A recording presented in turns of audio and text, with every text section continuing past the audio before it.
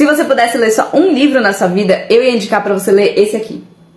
Aqui a gente aprende sobre o Factfulness, que é o hábito libertador de só ter opiniões baseadas em fatos. E quando eu peguei esse livro pra ler, eu achei que ele ia falar sobre fake news, ou sobre não deixar as suas emoções influenciarem seu julgamento, alguma coisa assim. Mas o que eu descobri aqui foi sobre o que o Hans, que é um professor de saúde pública, aprendeu dando suas palestras e suas aulas. A gente sempre acha que quem aprende é o aluno, mas o professor também aprende bastante coisa. Principalmente porque ele teve contato com muitas pessoas diferentes, ele usava suas palestras pra testar os conhecimentos da população mundial. Então nas suas palestras ele sempre fazia 10 perguntas básicas sobre dados populacionais. E como ele ficou chocado de descobrir que a maioria das pessoas não acertava as perguntas. E eram perguntas simples como: onde vive a maioria da população mundial? Em países de baixa renda, em países de renda média ou em países de alta renda? Ou ainda, quantas pessoas no mundo têm algum acesso à eletricidade? 20%, 50% ou 80%? E ao longo dos últimos 100 anos, o que aconteceu com o número de mortes anuais decorrentes de desastres naturais? Ele mais que dobrou, permaneceu mais ou menos igual ou diminuiu para menos da metade? E aí, em meio a essas 10 perguntas, ele percebeu que as pessoas acertavam em média 2 delas. O que é muito alarmante, porque se você pensar que são 3 opções para cada pergunta, se a gente desse para chimpanzés aleatoriamente essas perguntas, eles iam escolher uma de 3. Ou seja, em média, os chimpanzés aleatoriamente acertariam 33% das perguntas. E os seres humanos estavam acertando só 20%. Claramente não são os animais mais inteligentes. Mas o que preocupou bastante o professor Hans foi perceber que as pessoas, quando erravam para números piores. Então, quando pensando naqueles temas, a gente sempre tinha uma visão mais pessimista sobre os dados. Nós temos o que ele chamou de uma visão super dramática de mundo. O fato é que o mundo é muito melhor do que a gente percebe. E ele vem melhorando a cada dia. Então aqui nesse livro ele vem abordando todos os motivos do porquê a gente não consegue ver isso. Por que a gente não consegue ver o mundo como um lugar bom? A nossa visão de mundo mais pessimista tem muitos motivos para acontecer. O primeiro deles e o principal é que esse é um traço evolutivo para nós como espécie. De certa maneira, é importante que a gente dê atenção para os fatos ruins que estão acontecendo. Isso porque observando as situações ruins que acontecem, a gente consegue analisar e se preparar para elas. É muito mais importante prestar atenção nas ações ruins e violentas e agressivas que vão acontecer do que nas coisas boas. A gente não precisa se proteger das coisas boas, a gente precisa se proteger das violências. Então existe um instinto natural de prestar mais atenção para as coisas negativas. Outro fato que ele percebeu é que nós temos dados desatualizados da nossa realidade. Em geral, as pessoas pensam que o mundo é da maneira que ele era 60 anos atrás. Então o mundo se desenvolveu, a mortalidade infantil diminuiu, a expectativa de vida melhorou, o acesso à saúde está melhor, mas a gente não percebe isso. E isso é por pura ignorância humana. Nós não estamos atualizados da realidade, é isso. E mesmo que a gente tivesse, muitas vezes nós não sabemos interpretar esses dados. Quando a gente só recebe dados aleatórios, números soltos ou números muito grandes, a gente não consegue entender muito bem o que está passando ali. A gente precisa de certas comparações, certas associações para entender o que aqueles dados significam de fato. E principalmente, quando a gente entende o que os dados significam, a gente lembra deles. Se eu não consigo entender e fixar os dados atuais, eu só vou trabalhar com os dados desatualizados. E aí não tem como nada dar certo. Sem contar que a gente tende a generalizar os dados também. Eu falando como uma pessoa de classe média privilegiada, eu tendo a achar que o Brasil todo é assim. Não só o Brasil todo, mas que o mundo todo tem o mesmo ponto de vista que eu tenho. E principalmente quando eu vejo o mundo todo só do meu ponto de vista, eu tendo a achar que tudo que é diferente é uma coisa só. Eu entendo muito dos dados que falam sobre a minha pessoa e sobre a minha perspectiva de vida. Mas o que é diferente acaba sendo banalizado ou não sendo muito bem compreendido. Além dele trabalhar muito sobre como a nossa pressa e o nosso medo faz com que a gente tome decisões impossíveis e que podem ter consequências desastrosas depois. Além dessa impulsividade desse medo alterar muito a maneira como a gente vê o mundo. E quantos de nós também não tem a síndrome da Gabriela, né? Então eu nasci assim, eu vivi assim, eu vou ser sempre assim. E essa ideia de um destino fixo pra nós e pra humanidade não permite a gente perceber que o mundo tá mudando o tempo todo. E que o mundo tá assim melhorando. E ele explica tudo isso no livro de um jeito muito didático, com uma escrita muito gostosa de ler. Ele vem trazendo histórias pessoais e muitos dados pra gente conseguir entender o que ele tá tentando explicar.